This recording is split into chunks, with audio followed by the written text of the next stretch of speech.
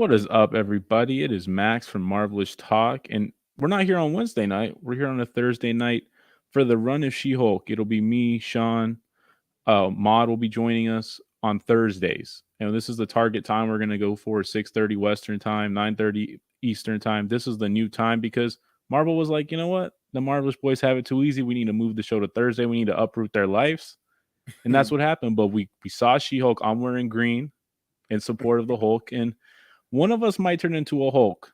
And it won't be me. I'll just say that. It'll be the guy I'm introducing right now. What up, Big G?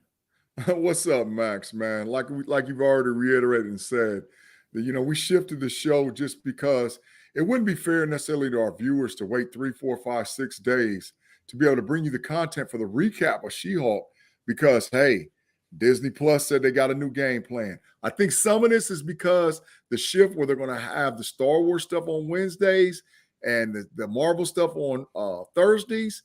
And we got something special that's going to come out with that as far as the content as well. So look forward to it. But as for right now, She-Hulk, Thursdays, let's get it in. So what we're gonna do is we're gonna hit a brief recap of the episode, and we're gonna dive into the theme, and then we're gonna break it down scene by scene. So I'll start with this. Jen Walters. It starts off, she's retelling the audience, and she breaks the fourth wall the first time in the MCU. I think the fourth wall's been broken. Deadpool-ish. Yeah. She talks about, hey, me and my cousin Bruce went on this road trip. Bruce is showing off his tech. He's back to being Bruce. He's no longer the Hulk. And all of a sudden, a Sakaran class ship just pops up in the middle of the road. Right. They get into a crash. Bruce is bleeding. Jen is bleeding. And Bruce is like, get away from me. Get away from my blood. But somehow their blood gets intermingled. And she turns into Hulk. She's a Hulk. She's a She-Hulk. And, she has some Moon Knight type of blackouts. And she awakes. She's in a house in Mexico. And her cousin he's the Hulk. He's going to give her a crash course. I'm going to teach you the ways of being it. There's a training montage. There's some saws. There's some other cool stuff. They have a rock throwing competition. But they're very different from each other. Jen's impatient. She wants to get back to her life as a lawyer. And Bruce is like, hey, you can protect the planet. We can't go back to our day jobs. But Jen, she doesn't take that. She's like, I'm going back. I have all this mass amount of student debt. Shout out to everyone out there with student debt. Everyone feels your pain. For sure, and, sure. She goes back to her job and she's about to win a court case. And Titana, we don't know who it is yet, but I'm going to call it that, right? Correct. We're good with that. No names. No names, but we know who. She breaks through the wall and she becomes She-Hulk in front of everybody. And she knocks this girl out cold. Right. 2 seconds. Right. Up out of here. Quick, fast, in a hurry. And that was the end of the episode. And my theme for the episode would be green with envy. That would be my theme. Yeah. I think, to be honest, for it not to be original comic book 100% canon, they did a very good job about not spending episodes on top of episodes on top of episodes for Jennifer Walters to become She-Hulk. The whole breaking the fourth wall said, oh, by the way, you guys need to know that I am She-Hulk attorney at law. And this is how I became it. They were very short and sweet, to the point, gave a lot of Easter eggs, a lot of throw-ins, and a lot of ways that the story could go. I like the idea versus her being shot, her transferring the blood, but I even more like the idea of the fact that her family bloodline shares a special DNA that it can absorb gamma radiated blood. And so we're going to get into that later on because I think I got a little Easter egg that I caught at the very end that might explain why I think this is going to be significant moving forward concerning the She-Hulk character. Did you have a theme for the episode? And I will explain my theme as we talk about the scene-by-scene breakdown because it really ties into another green character. Yeah, I think the theme was where we start. That's just my deal, my idea of it. Where we start, how it started, what's the story, and I like this idea because they've got Marvel or Disney Plus has gotten a lot of backlash for not like dragging out the creation of the story. I think out of all the Disney Plus shows that's aired so far, She-Hulk was the person that had the most known background out of all the characters. people knew who she was. So I like the idea, like I said, that they didn't drag it out. So then that way we can now start getting into cameos and the spoilers and setting up big things. So my theme is where we started, where we all start. How does the story start for She-Hulk Attorney at Law? And that was my second theme, was new beginnings. It was about, this is a new character, how she got there, basically what you said. Mm-hmm. And then let's go ahead. Oh, without a doubt. I mean, I just think, like I said, and for you guys that don't want to like it, I'm here to tell you, She-Hulk is huge moving forward for the Marvel MCU characters. There's a lot of central stuff. She ties into so many storylines, it's ridiculous. But there's a lot of stuff going on right now that they're setting up where she's the central character for this stuff moving forward. Yeah, and let's deep dive the scenes. I would say the first big scene is the road trip. It's Bruce and Jen. First of all, that road trip did not look fun for either of them. They both look awkward around each other. Right. But Bruce is showing off his tech. He's about, hey, I calibrated this to me. Now I can be Bruce again. Yeah. And then all of a sudden, this spaceship flies in front of them, causing this huge car accident. And it's Sakaarian. And for those who don't remember, this is where we met Hulk in Ragnarok, Thor Ragnarok. Right. And Hulk says, I'm going to get to the bottom of it. And I feel like right there was the first little breadcrumb of like, hey, Hulk might be leaving Earth again. Right. Well, the ideology of the inhibitor is not a old thing. I mean, it's not a new thing. There's been inhibitors all across, the whole idea of a person. It decreases a person's ability to change based on whatever else. We saw it. It happened in Captain Marvel, my favorite movie. Where the Kree had inhibitors on people to keep them, from doing A, B, C, and D. We saw it in the X-Men series. Where Days of Future Past, where they had the thing wrapped around their neck and it couldn't change. So this inhibitor, by him creating it, is a deep dive Easter egg. So I love the fact that he had it, but even more so, how big of a cut was that a Sakaarian ship came to Earth to do something. We don't know what was going on, but it was a Sakaarian ship. So that's a throwback all the way to Thor Ragnarok. And man, what could it be? I mean, there's so much speculation out here. What was going on with that ship? What do you think it was, Max?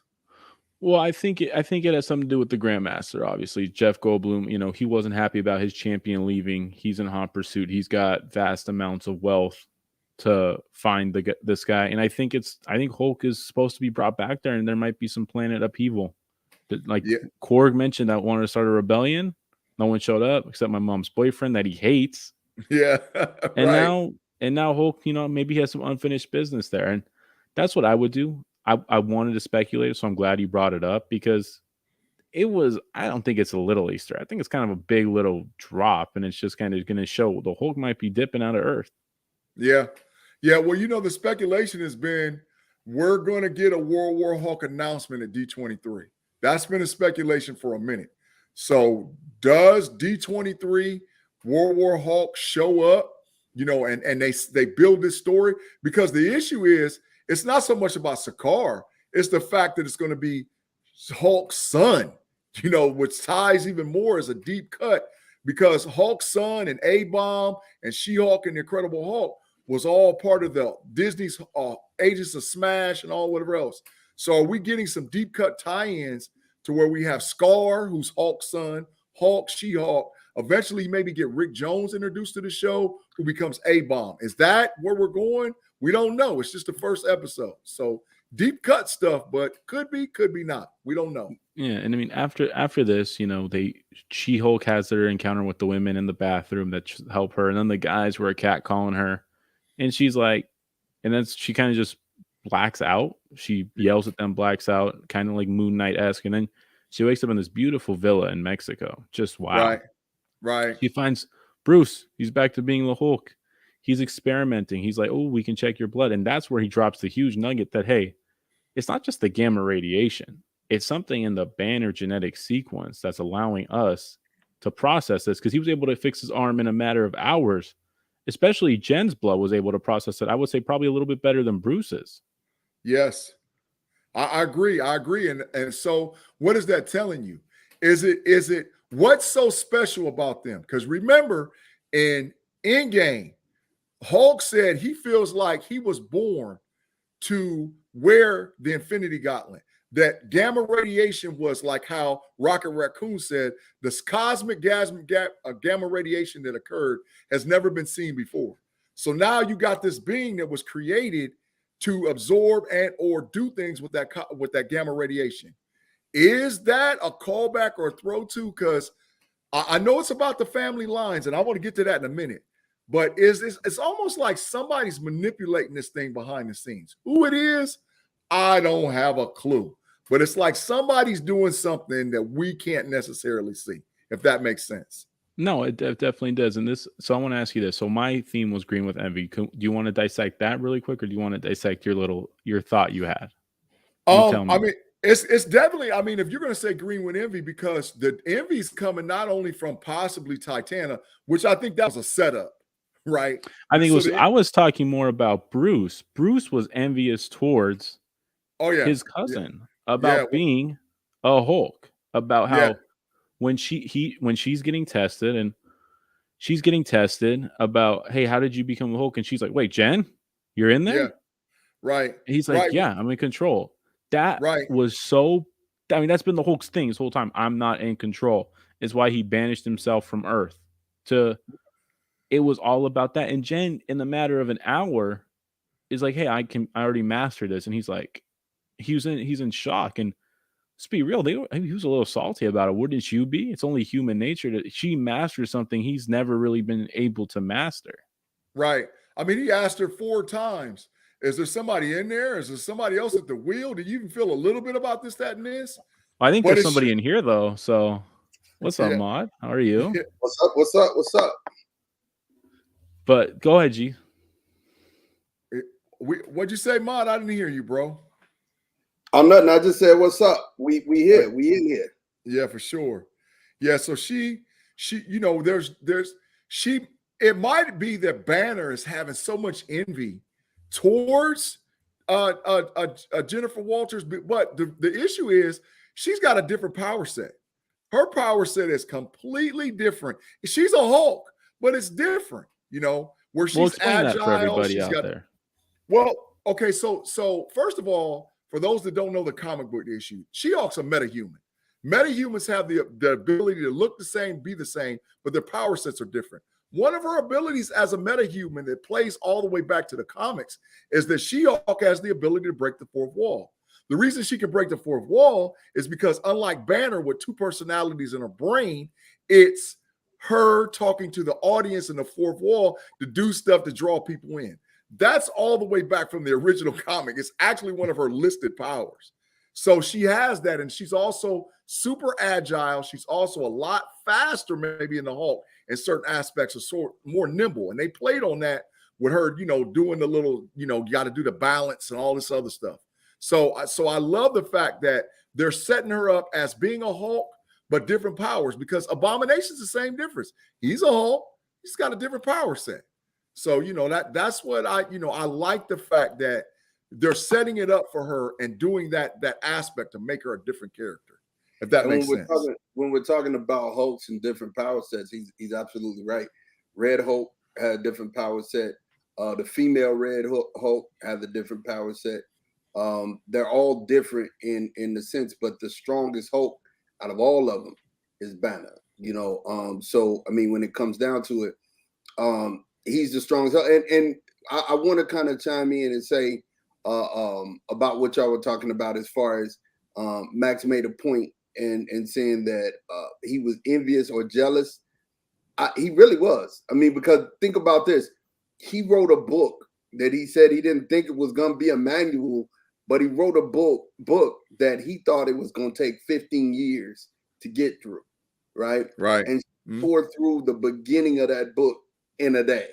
So it's like, you know, one of those things that, do I think she still needs more training? Absolutely. I think there's parts of the Hulk that she's not even thinking about she got to deal with. But then on the other side of things, I do think that, you know, her skill set and what she's able to do already. And I'm glad they didn't drag that out, giving us her origin story in this first one. I'm so glad they didn't drag that out. No, it was light speed ahead with the origin story. And just to wrap up the whole Bruce versus Jen thing, she's very brash in how she talked to him. She gave him some very harsh truths about how, yeah, you're an experiment, you're alone, there's nobody here. Look at the way you ended up. Well, Bruce is very calm, he's very kind, he's not really trying to do anything, and she's just all up in his face. And it just kind of contrasts the two Hulks, where Jen's always in control and Bruce has very rarely been in control of the Hulk. Right.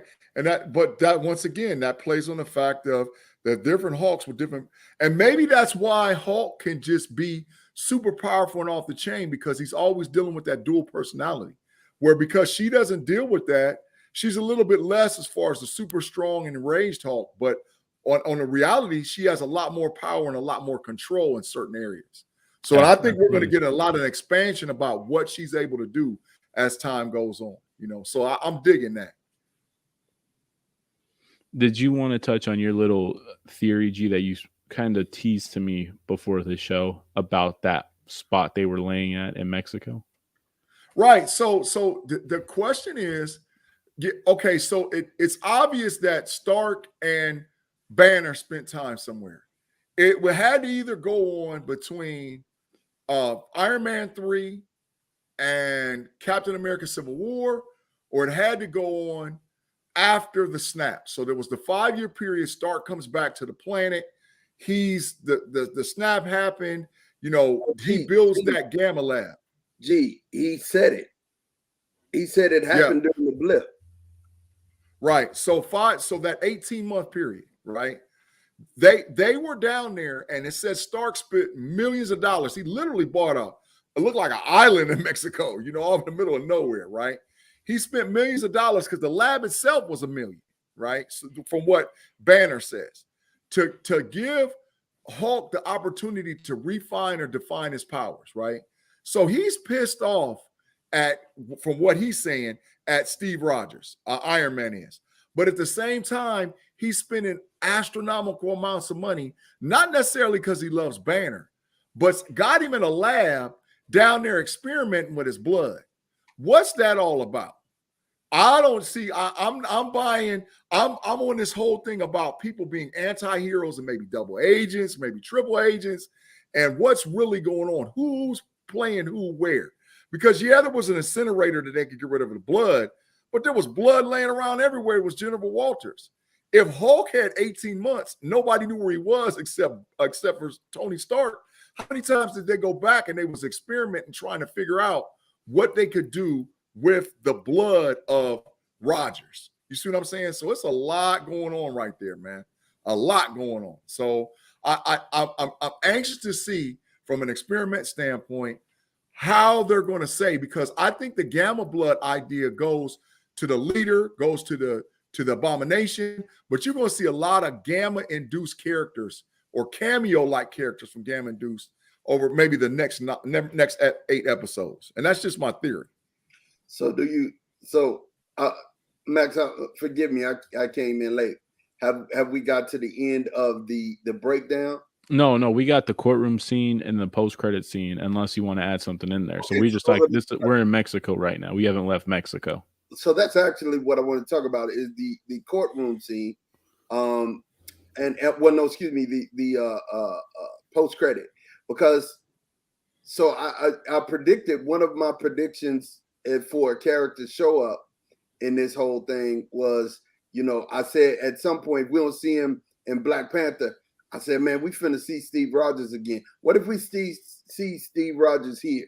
We went in heavy on that, and then with the drawing that we saw in the end in the post-credit scene, and then with them really, about him being a virgin, they went in on that, right? Which was funny, but they went in on that. And I'm saying to you, what if we see Steve Rogers here?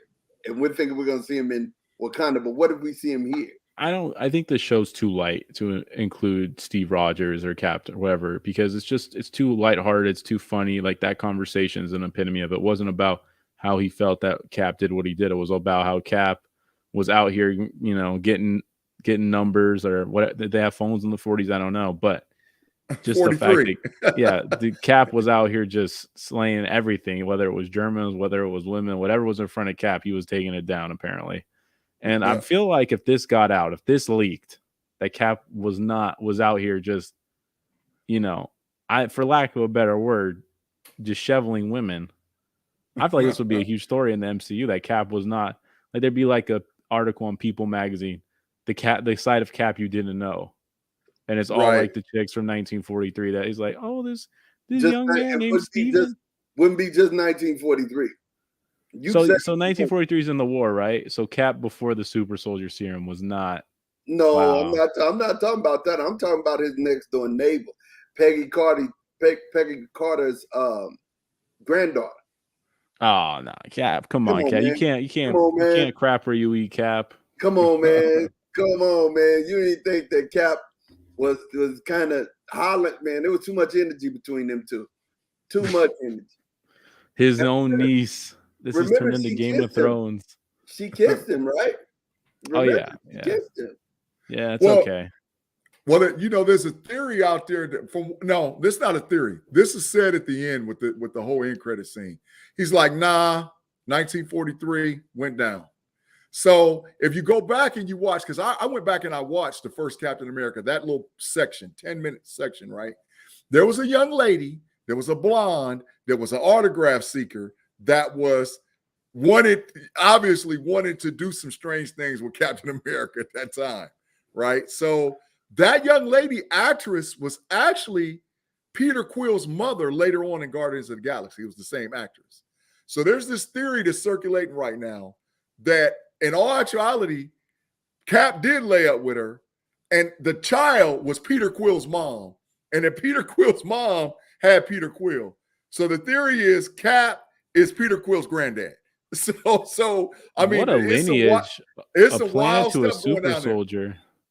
I mean, but the issue is, if you go back and watch it, the young lady that played the actress, this blonde, is the exact same actress that played Peter Quill's mom in Guardians of the Galaxy 2. Wow, and 1. That's crazy. So that might be a thing. I might have to side with you on that, G. I don't know, man, but it's some crazy stuff going on in that Marvel world, and who knows what. But I saw it with my own eyes because I heard the theory, and I was like, what?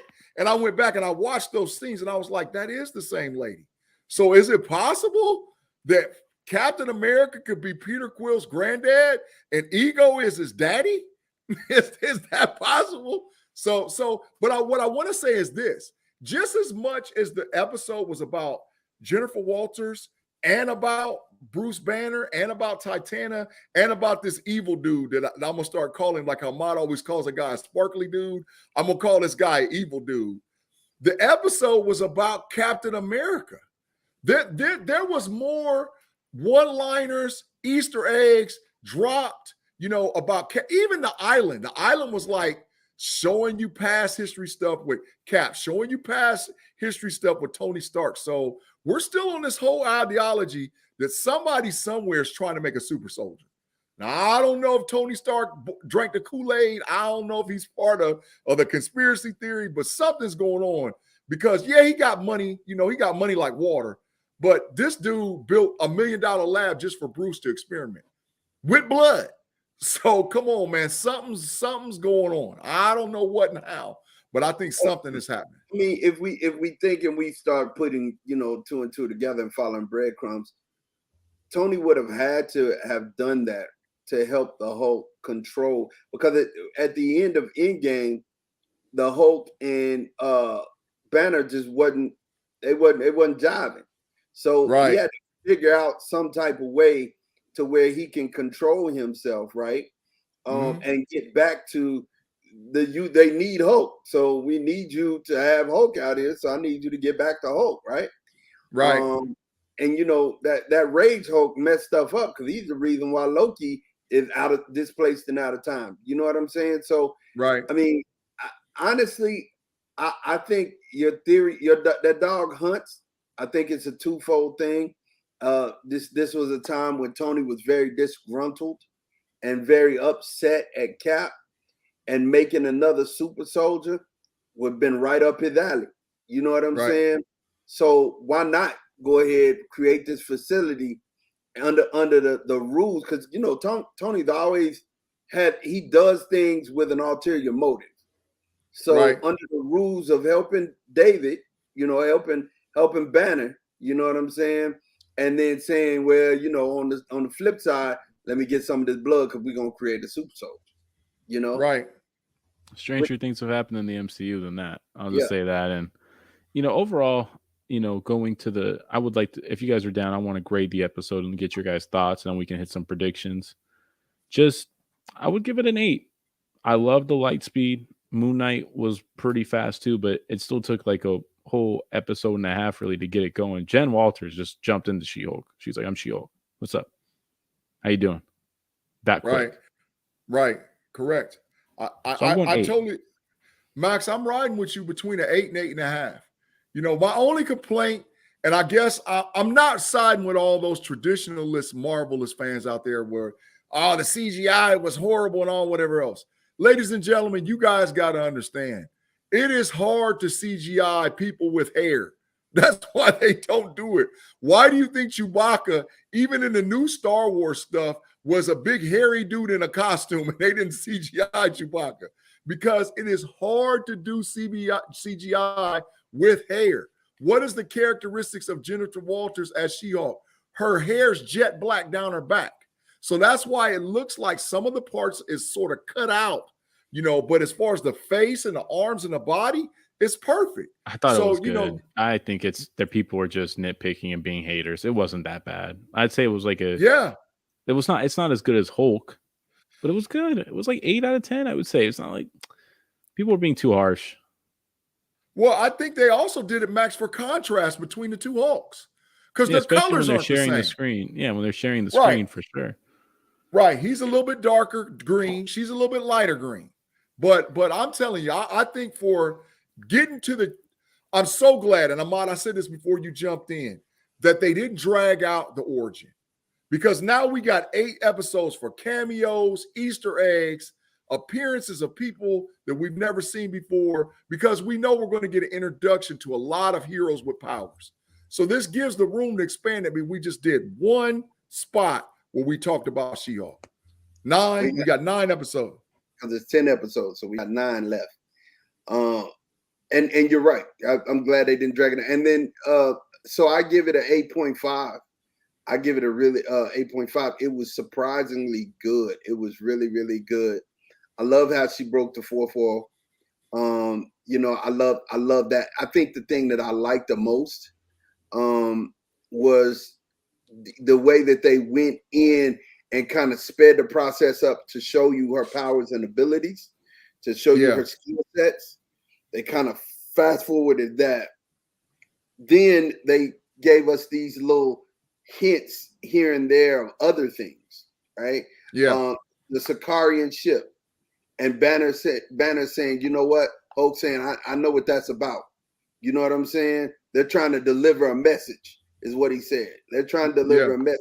Yeah, and I alluded to that earlier. Just something's going to go down with that, because they don't just bring that up, because I don't think Hulk's long for this world if they're bringing that back. The only time he's been out of the earth. Yeah, no. So I think that how do you know they're trying to deliver a message, and what are they trying to deliver the message for? They don't just want you to rule. I think this is what's about to happen.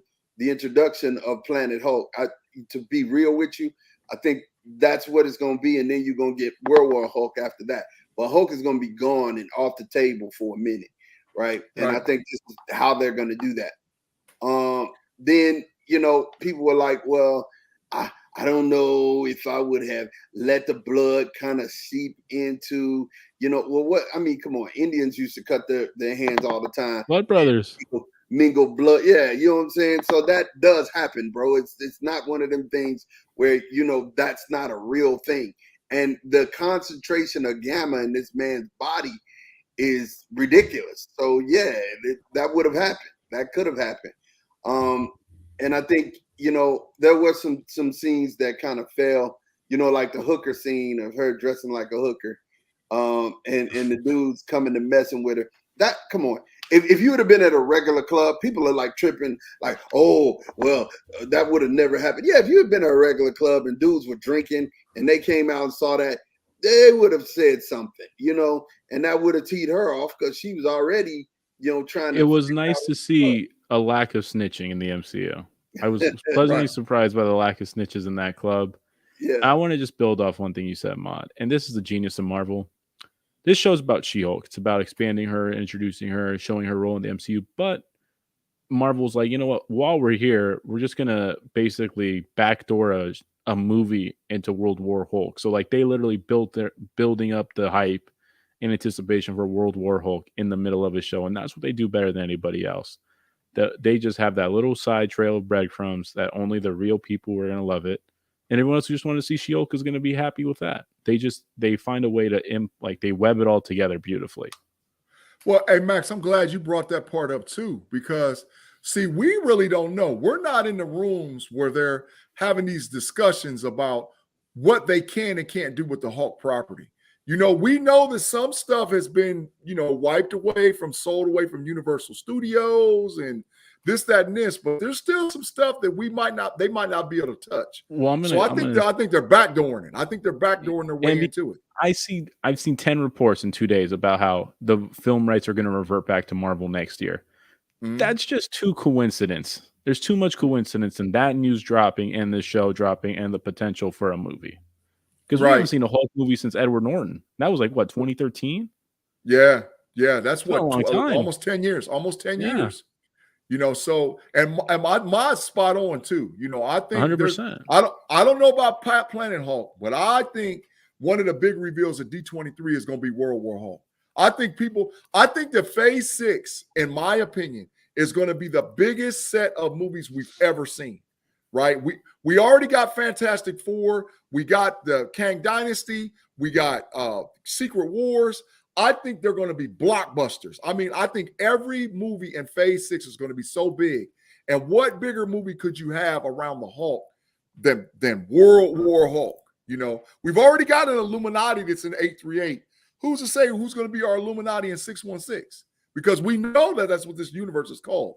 So getting them off the planet, trying to, do some stuff and all whatever else, I think we're leading up to that rendition of a gamma enraged inability to stop Hulk.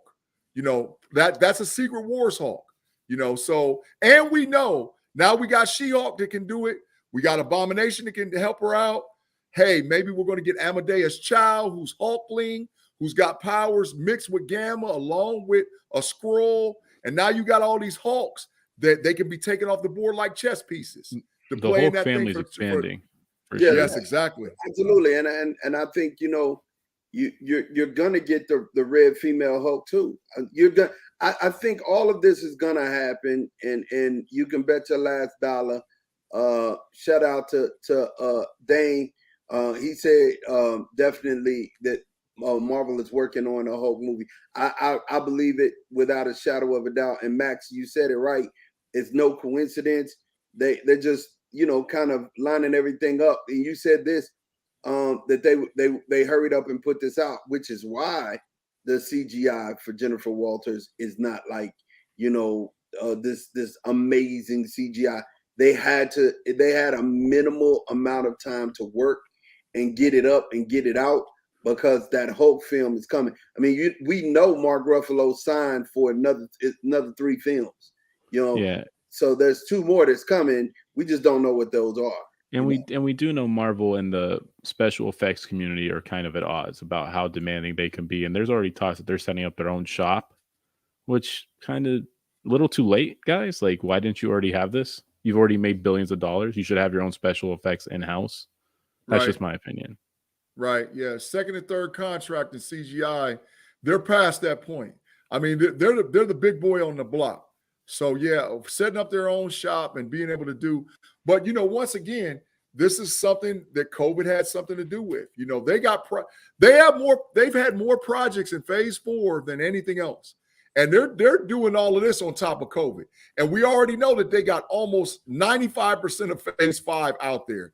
And they're already to Phase 6. So everything's got to come in house. But the one I think what's going to be maybe the Achilles heel for Marvel is the amount of content that you got to bring out there to build the universes. And they got to go fast.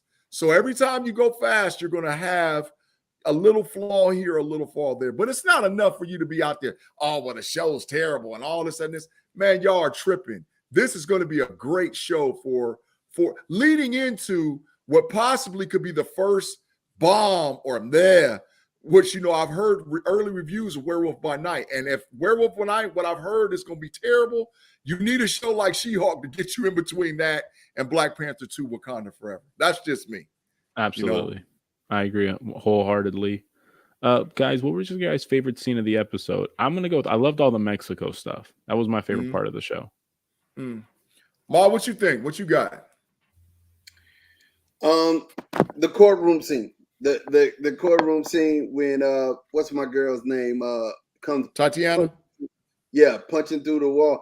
So y'all do know that there is a connection between her and Doom, right? Y'all do know that, right?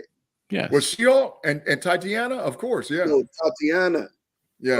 Or what's her name? Not Tatiana. It's what is it? Titania. Titania. Tatiana. Yeah, Titania. Yeah, Doom is the one who created her, if we're thinking, right? Correct. Yeah, Dr. so Doom, he did Doom, create her. I guess when I say Doom is all interwoven in this whole thing, man, Doom is coming. Y'all just need to prepare. I've said it before. I'll say it again.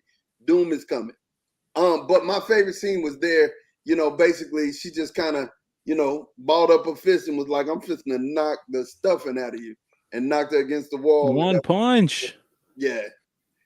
Well, I think as time goes on, I think she'll get more powerful to try to match She-Hulk. Because I think, like I said, the little evil, creepy dude that was the defense lawyer that says, okay, we want She-Hulk to represent the Superhuman Registration Act, because we already know that's happening through the trailers.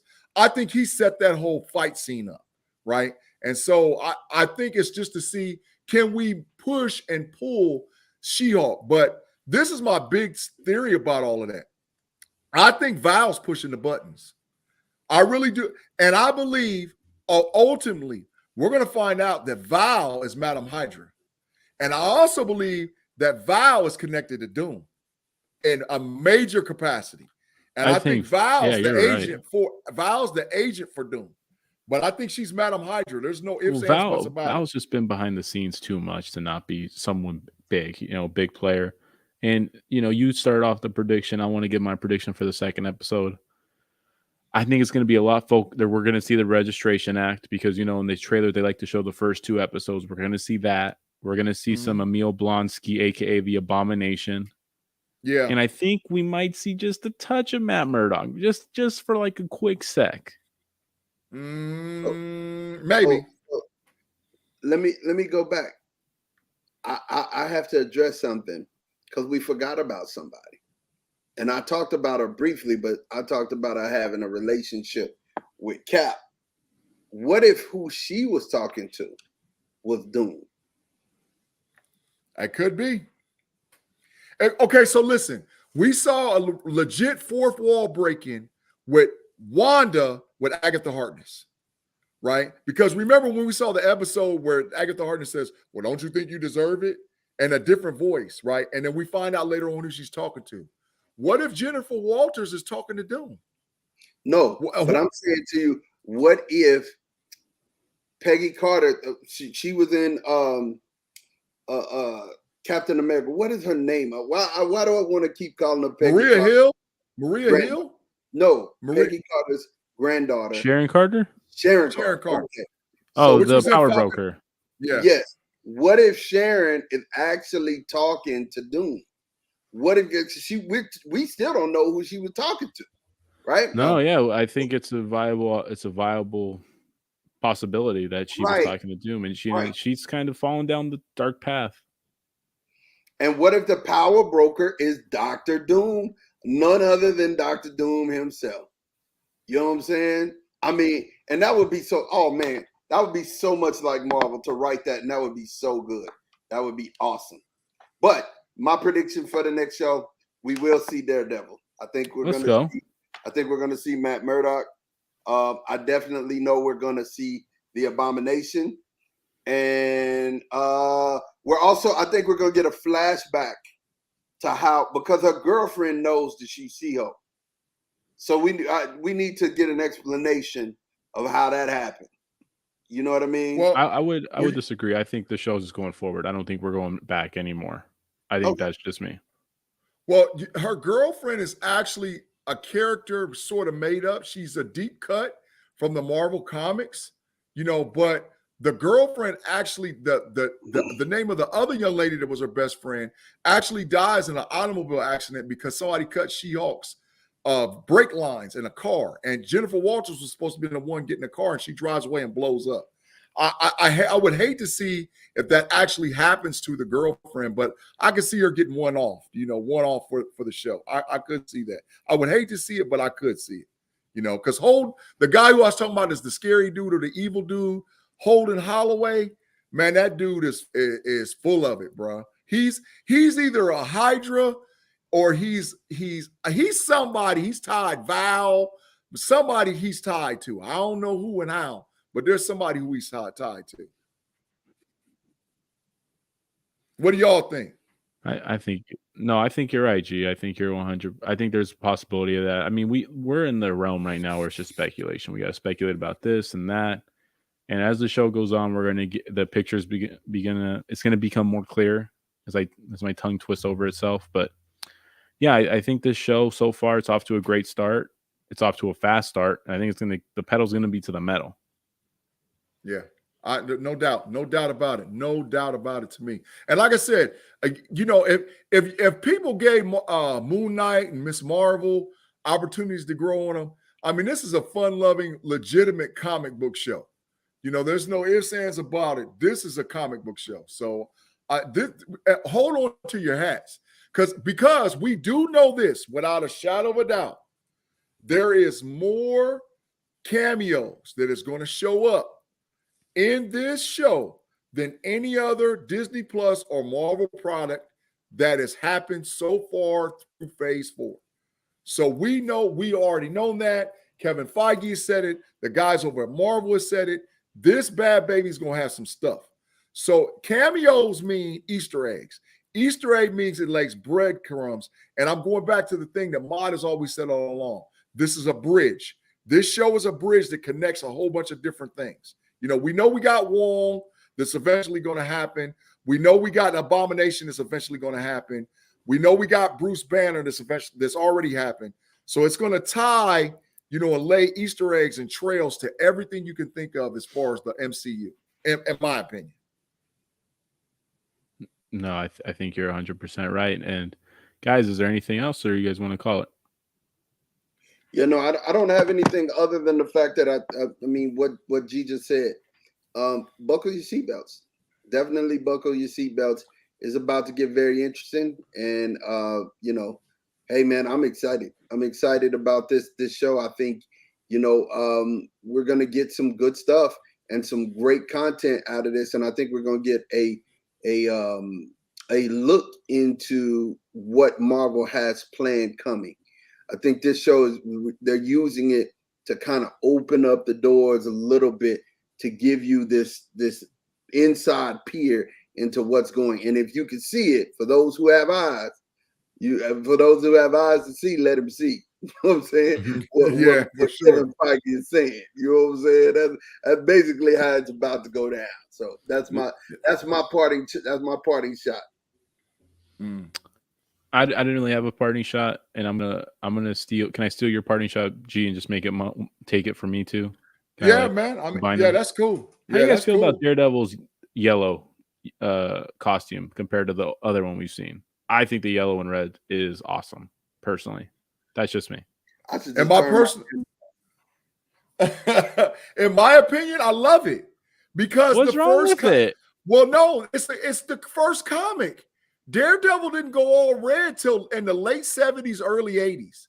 When Daredevil first came out, he wore a black vest like he's got with a red DD, yellow arms, yellow helmet, yellow whatever. And then he eventually, do you know the whole secret why Daredevil switched to an all red uniform? Does anybody know that? Why he did it? No, I think you should save it though for when we see Daredevil. I want to revisit it. but I Yeah, want you to say it when we see. I don't want you to spoil all the goods. We can't give people too many goods. Yeah, Guys, there's a reason. There's a reason. So just hold your hat. But I like the yellow. Mod, I don't know why you hate on yellow, man. Trash. I mean, you might well be this girl. You might well be this girl right here. This is what this looked like from Spider-Man. Let me see if I can get it in Is here. that Starfire? Yeah, Starfire. Oh my god! You know what? You Hey. are not an amazing Yeah, friend. G, I don't- you are an amazing friend. I will just say that.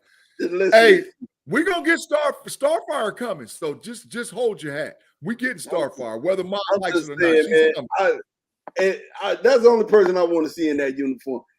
Give me Daredevil in the red. Give me Daredevil. He'll get there. There's some red in the uniform guys who've tuned into the show. We appreciate it. We know it's a slight move. We'll be back to Wednesdays soon, but for the duration of She-Hulk, me, Sean, and Ma will be here on Thursdays, 6:30 West time, 9:30 East time, 8:30 Central time. Right? Yep, that's right. So everyone tuning in, thank you for watching. We are out. Peace.